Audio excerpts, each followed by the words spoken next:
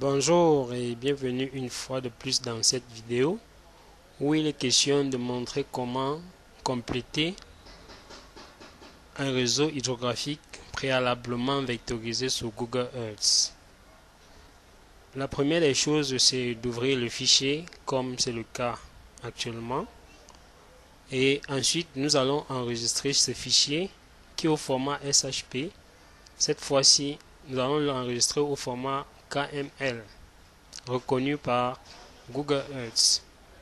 Nous faisons un clic droit, nous allons dans Exporter, sauvegarder les entités sous. Une fenêtre s'affiche. Nous allons au niveau de format pour dérouler.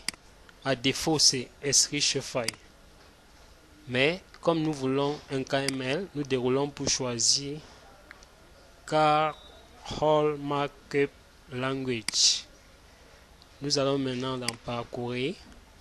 Ensuite, notre dossier s'affiche. Nous allons l'enregistrer. Je vais ajouter par exemple 2 pour faire la différence avec le fichier qui existe déjà. Nous disons enregistrer. Ensuite, OK. Nous le sélectionnons. Nous disons ajouter. Voici notre fichier que nous venons d'enregistrer au format KML. On peut le vérifier, car à chaque fois qu'on l'enregistre au format KML, le nom vient en double. La suite du processus consiste à aller au menu au niveau du logiciel Google Earth. Maintenant, nous allons ouvrir notre fichier que nous venons d'enregistrer tout à l'heure sur QGIS. Ceci en allant au menu Fichier, Ouvrir.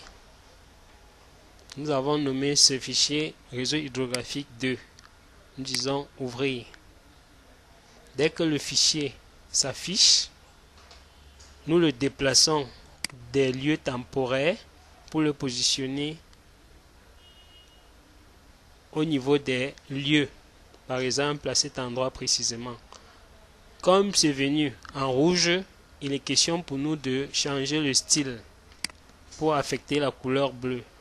Ceci en allant au menu Propriétés de la couche, Style et couleur. Nous disons Partager le style. La couleur bleue s'affiche avec la largeur 3 et nous disons OK. Dès que nous disons OK, on peut maintenant dérouler notre fichier réseau Hydro 2. Nous avons un dossier à l'intérieur, nous déroulons également le dossier et nous avons les différents cours d'eau que nous avons eu à collecter. Maintenant, pour ajouter d'autres cours d'eau dans le même dossier, nous allons sélectionner un cours d'eau. Par exemple, celui-ci qui n'a pas de nom. Et nous allons maintenant ajouter un autre tronçon de cours d'eau. Nous allons zoomer pour chercher. Je prends par exemple cet affluent qui passe par ici. Je vectorise. Dès que j'ai fini, je dis OK. Vous voyez, le fichier ou bien la couche que je viens d'ajouter vient se loger directement dans mon dossier réseau hydrographique. Comme vous pouvez le voir. Donc je peux faire comme ça pour autant d'affluents que je veux. Et je me rassure à chaque fois que l'affluent est allé se loger dans mon dossier. Et à la fin, maintenant, après avoir terminé de vectoriser, je déroule mon dossier. Ensuite, je déroule le fichier principal. Je le sélectionne. Je fais un clic droit. Je dis enregistrer le lieu sous. Je déroule type pour choisir KML. Et je remplace simplement mon fichier de tout à l'heure pour avoir tous les cours d'eau que j'ai à compléter sur Google Earth à l'intérieur du même fichier.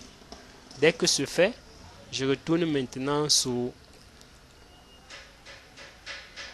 QGIS, appeler mon fichier que je viens de compléter pour finaliser mon réseau hydrographique. Sur ce, je vous remercie.